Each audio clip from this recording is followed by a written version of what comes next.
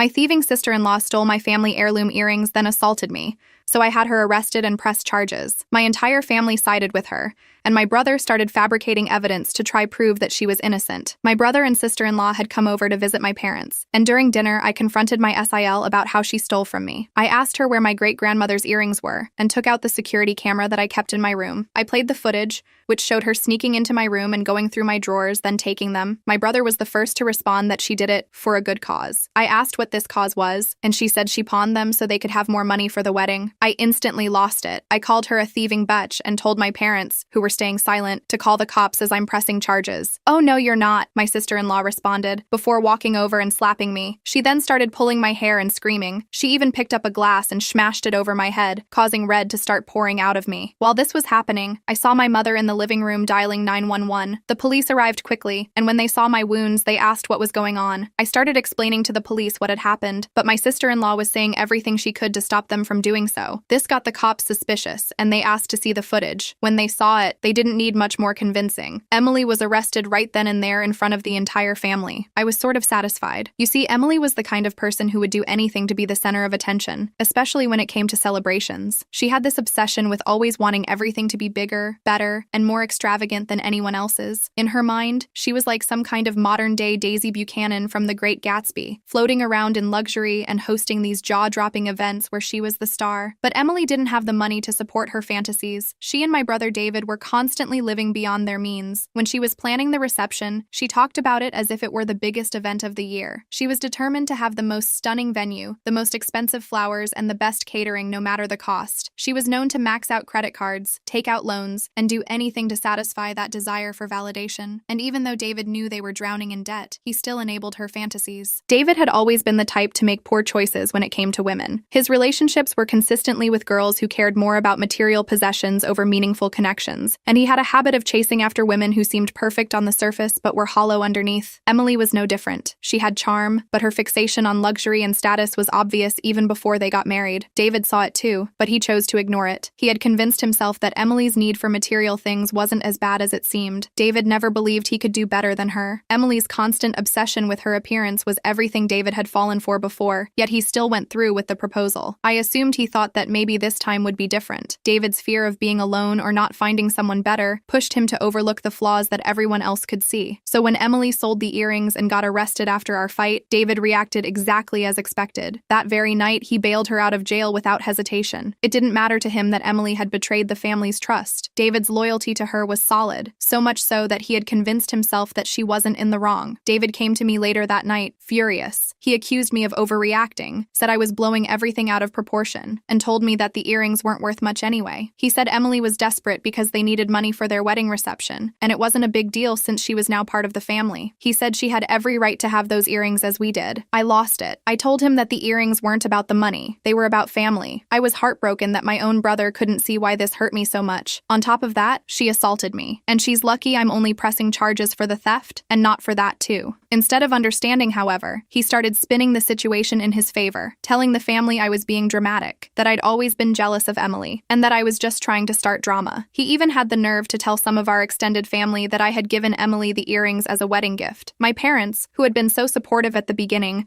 started to question everything. David has always been the golden child since he was the youngest sibling, so it wasn't hard for him to twist their perception of me. He played the loyal husband card, saying he was just standing up for his wife. A few days later, my phone rang, and I saw it was my mom. I almost didn't pick up. I knew exactly what was coming, but I did. I could hear the exhaustion in her voice the second she started talking. First, there was that hesitant small talk, the kind where you can tell they're just trying to find the right moment to bring up the real reason for the call. Finally, she got to it and told me she had talked to David and that he had told her the truth. She said it was really disappointing to hear, and the situation upset all of them. I didn't say anything, just let her talk. I knew David had gotten to her. I could already tell from the tone of her voice that she believed him, or at least enough of his side to think I had some responsibility in all of this. She kept going, saying how the whole situation had gotten out of hand, and then she told me that I should apologize to Emily. She said if we talked things through, it could help heal the family. I couldn't believe what I was hearing. Apologize to Emily for getting slapped and having a glass broken over me after I confronted her for stealing from me, for her selling our family heirloom? My chest tightened as I realized what this was really really about. My mom wasn't thinking about me. She was thinking about how all of this looked. She was more worried about smoothing things over than about what actually happened. I hung up the phone. Soon enough, half the family was taking his side while the other half stood by me. I couldn't believe it. My own family was turning against me, all because of my brother's lies. I was heartbroken. So I decided to press charges against Emily. I wasn't going to let her walk away scot-free. If my brother wanted to protect his wife at all costs, fine. But I wasn't about to let them gaslight me into thinking I was wrong. It was theft, plain and simple. David wasted no time in twisting the situation to protect Emily. The moment I pressed charges, he began telling anyone who would listen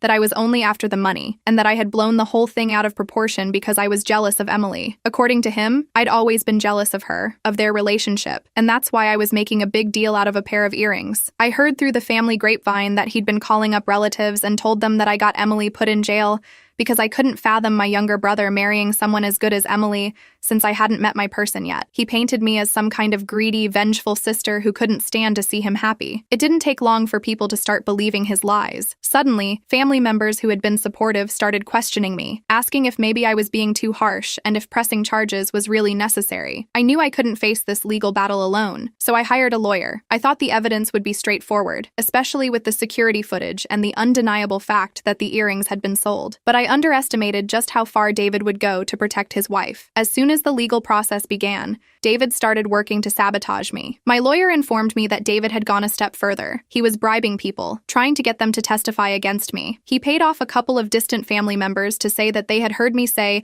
I didn't care about the earrings, and that I had casually handed them over to Emily as a gift for her wedding. It was a complete lie, but the sheer audacity of it left me reeling. He did everything in his power to discredit me. The people he bribed were willing to go on record and speak false testimonies that threatened to weaken my entire case. It didn't take long for my lawyer to pick up on the fact that something wasn't right. The worst came when David submitted supposed evidence to the court and fabricated text messages between me and Emily. My lawyer showed me the screenshots, and I felt my stomach drop. They looked like something I might have actually sent. In the messages, it seemed like I was telling Emily she could borrow the earrings whenever she wanted. One of the texts even went as far as to say, "You can keep them if you like." I had no idea how David had managed to create something like this, but it was clear he was going to stop at nothing to protect Emily. But it didn't stop there. My lawyer managed to track down one of the relatives who came to testify, and they admitted, off the record, that David had pressured them to lie. He'd paid them to say that I didn't care about the earrings, that I had practically handed them over to Emily without a second thought. It wasn't just about winning the legal battle for David. It was about making me out to be the villain. Every new jab David threw reminded me that my brother would rather see me fail than admit that his wife had done something wrong. On the day of the trial, the air felt thick. I entered the courtroom knowing this was the moment when everything would come to light. My lawyer presented our case. He showed the security footage of Emily sneaking into the room, the documents proving the sale of the earrings, and all the evidence of her theft. But then, as the witnesses were called to the stand, David's plan began to unravel. The first witness was a distant cousin. Under the pressure of cross-examination, the cousin's shaky confidence gave way, and he admitted that David had paid him to tell the false story. The courtroom shifted, and tension built up as our cousin's confession exposed David's. Next came a family friend, who also confessed to being bribed by David. Each testimony chipped away at the narrative David had tried to create. These were people he had trusted to lie for him, but under oath, they couldn't keep up the facade. The real blow came when my lawyer presented the fabricated evidence, text messages David had created to make it look like I had given Emily the earrings. Expert testimony confirmed they had been digitally altered, solidifying that David had tried to deceive the court. The judge was appalled by the extent of David's lies and ordered his arrest for fabricating evidence and bribing witnesses. David was led out of the courtroom in handcuffs. His desperate attempts to control the situation had collapsed entirely. Now left to face the consequences alone, Emily was convicted of theft. The evidence against her was undeniable. The security footage and sales records sealed her fate. The judge awarded me the full value of the earrings, along with part of the inheritance my brother and parents had tried to keep hidden from me. Apparently,